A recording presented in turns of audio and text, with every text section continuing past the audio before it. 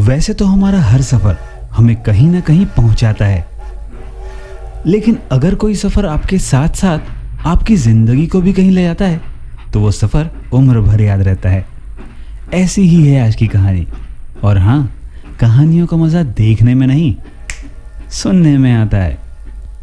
वो ट्रेन के रिजर्वेशन वाले डब्बे में बाथरूम की तरफ वाली सीट पर बैठी थी। उसके चेहरे से साफ पता चल रहा था थोड़ी घबराहट है उसके दिल में, कहीं टीटी ने आकर पकड़ लिया तो। थोड़ी देर तक तो पीछे पलटकर टीटी का इंतजार करती रही। शायद सोच रही थी कि थोड़े पैसे देकर निपटारा कर लेगी। देखकर यही लग रहा था कि जनरल डब्बे में चढ़ नहीं पाई, इसीलिए यहाँ आकर बैठ गई। शायद ज़्यादा लंबा सफ़र भी नहीं था। सामान के नाम पर उसकी गोद में एक छोटा सा बैग रखा हुआ था। मैं बहुत देर तक कोशिश करता रहा पीछे से उसे देखने की, शायद चेहरा दिख जाए, लेकिन हर बार असफल रहा। थोड़ी देर बाद वो भी खिड़की पर हाथ टिकाकर सो गई और मैं भी अपनी किताब पढ़ने लगा। लगभग 1 घंटे बाद टीटी आया और उसे हिलाकर उठाया। कहाँ जाना है बेटा? अंकल, दिल्ली तक जाना है। टिकट है? नहीं अंकल, जनरल का है, लेकिन वहाँ चढ़ नहीं पाई, इसीलिए यहाँ आकर बैठ गई। अच्छा, 300 रुपये पेनल्टी लगेगा। ओह अंकल, मेरे पास लेकिन 100 रुपये हैं।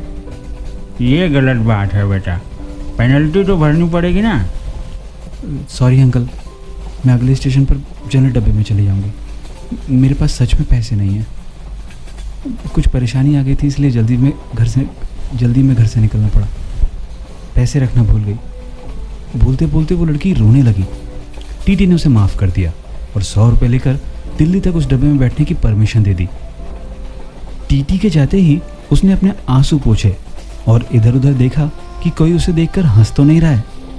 थोड़ी देर बाद उसने किसी को फ़ोन लगाया और कहा उसके पास पैसे बिल्कुल नहीं बचे हैं। दिल्ली स्टेशन पर कोई जुगाड़ कर दे, वरना वो समय पर गांव नहीं पहुंच पाएगी। मेरे मन में उथल पुथल हो रही थी। न जाने क्यों उसकी मासूमियत देखकर एक खिंचाव सा महसूस कर रहा था। दिल कर रहा था कि उसे पैसे दे दूं और कहूं परेशान मत हो और रो तो बिल्कुल मत। लेकिन एक अजनबी के लिए इस तरह की बात सोचना थोड़ा अजीब था। उसकी शक्ल से लग रहा था कि उसने कुछ खाया पिया नहीं है, शायद सुबह से, और अब तो उसके पास पैसे भी नहीं थे। बहुत देर तक उसे इस परेशानी में देखने के बाद मैं कुछ उपाय निकालने लगा जिससे मैं उसकी मदद कर सकूं और फ्लर्ट भी ना कहलाऊं। फिर मैंने पेपर पर एक नोट लिखा। बहुत देर से तुम्हें परेशान होता देख रहा हूं। जानता हूं कि एक अजनबी हम उम्र लड़के का इस तरह तुम्हें नोट भेजना अजीब होगा, शायद तुम्हारी नज़र में गलत भी, लेकिन तुम्हें इस तरह परेशान देखकर मुझे बेचैनी हो रही है, इसलिए यह 500 रुपये दे रहा हूँ। तुम्हें कोई एहसान ना लगे इसलिए अपना एड्रेस भी नीचे लिख रहा हूँ। जब तुम्हें सही लगे मेरे एड्रेस पर पैसे वापस भेज सकती हो। वैसे मैं नहीं चाहूँगा कि तुम इसे वापस भेजो। अजनबी हमसफ़र। किसी तरह एक चाय वाले को मनाया कि यह नोट उस तक पहुँचा दे और उसे यह ना बताए कि यह नोट मैंने भेजा है। नोट मिलते ही उसने 2-3 बार पीछे पलट कर देखा। कोई उसकी तरफ देखता हुआ नजर आए तो उसे पता चल जाता कि किसने भेजा है। लेकिन मैं तो नोट भेजने के बाद ही मुंह पर चादर डालकर सो गया था। लेकिन थोड़ी देर बाद चादर का कोना हटाकर देखा तो उसके चेहरे पर मुस्कुराहट महसूस करने लगा। ऐसा लगा जैसे सालों इस मुस्कुराहट का इंतजार कर रही थी। उसकी आंखों की चमक ने मेरा दिल उसके हाथों में ले जाकर थमा दिया। फिर चादर का कोना हटा कर थोड़ी देर में उसे देखकर सांस ले रहा था मैं। पता ही नहीं चला कि कब आंख लग गई, और जब आंख खुली तो वो वहां नहीं थी। ट्रेन दिल्ली स्टेशन में रुकी हुई थी और उस सीट पर एक छोटा सा नोट रखा हुआ था।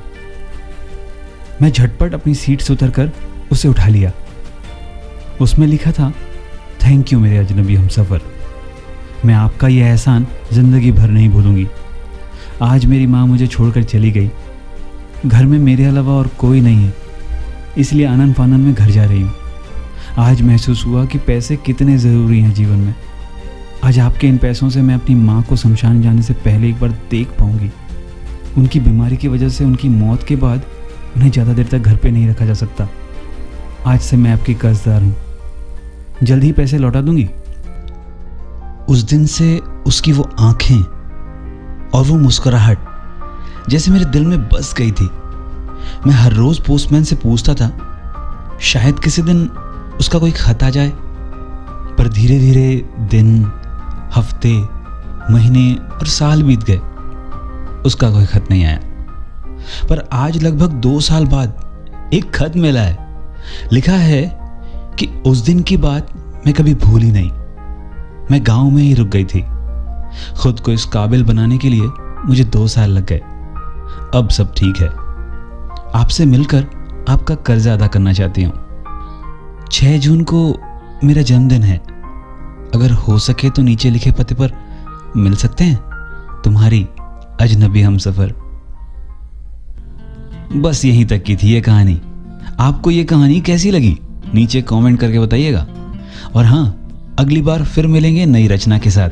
तब तक के लिए मुझे दीजिए इजाजत और आप जुड़े रहिए अनुतोष द वॉइस के साथ। जय हिंद, जय भारत।